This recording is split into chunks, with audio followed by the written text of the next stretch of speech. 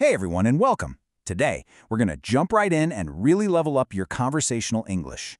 We're going to explore some fantastic phrases that will help you go from just speaking English to sounding like you've been doing it your whole life. So, let's get started. So, let me ask you something. How close do you really feel to mastering English? And I'm not just talking about getting the grammar right. I mean speaking with that natural flow and confidence. Think of this as your personal guide to see where you are and how to get to that next level. We've broken this whole thing down into 3 simple steps. First, we're going to build a solid foundation with some must-know phrases. Then, we'll get into expressing yourself with a bit more nuance. And finally, we'll get to the really fun stuff, the phrases that will make you sound like a true native speaker. Let's start the climb.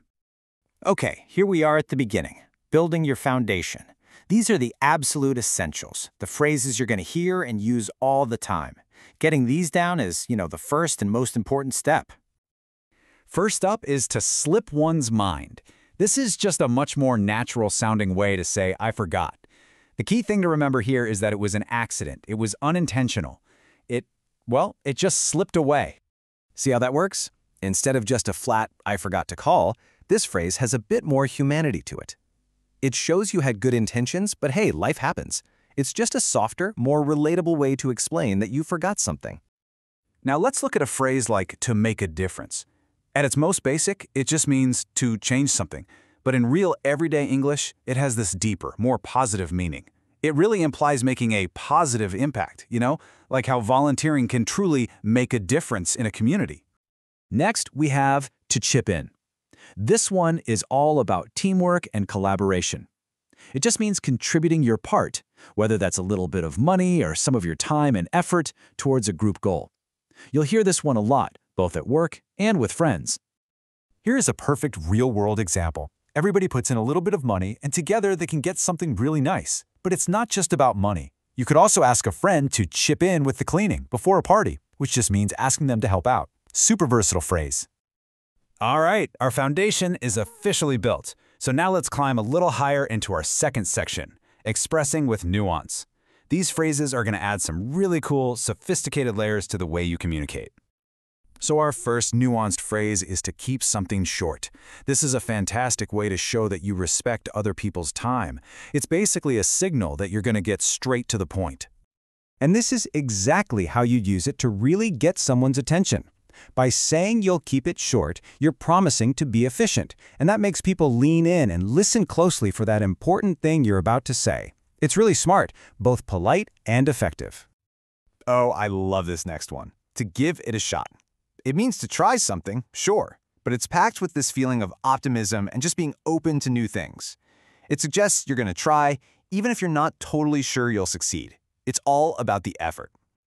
This example is just pure encouragement, right? You're not saying you have to be amazing at this. You're just asking them to try something new, to be open to the experience. It's a wonderful, low-pressure way to motivate somebody. Okay, now for a slightly more advanced concept. It's captured in the phrase, beneath you. If you say a task is beneath you, it means you feel like you're too good for it, maybe overqualified, or that it's just not dignified work for you. For instance, a CEO might feel that filing paperwork is beneath them. It's a complex idea, all about status and how we see ourselves. And here we are. We have reached the summit. This is the final stage, sounding like a native. These phrases, right here, are the little signs that show someone has a really deep, almost intuitive grasp of the English language. Our first phrase at this expert level is to be all in.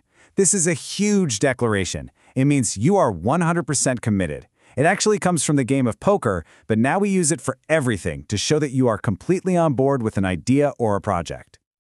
So the key here is the incredible enthusiasm this phrase carries. It's so much more than, I agree. It's like saying, I believe in this so much, I'm committing everything I've got. It just screams passion and total support. Now this next one isn't just a phrase, it's an entire skill, building rapport. So what is it?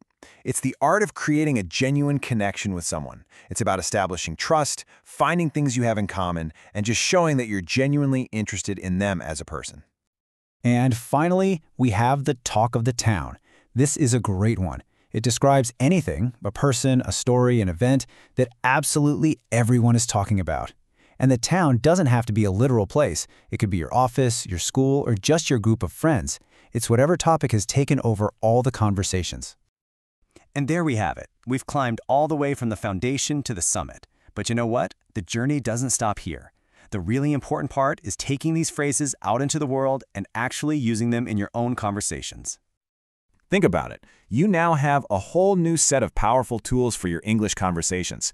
Every single one can help you express a specific thought or feeling with more precision and, honestly, just sound more natural.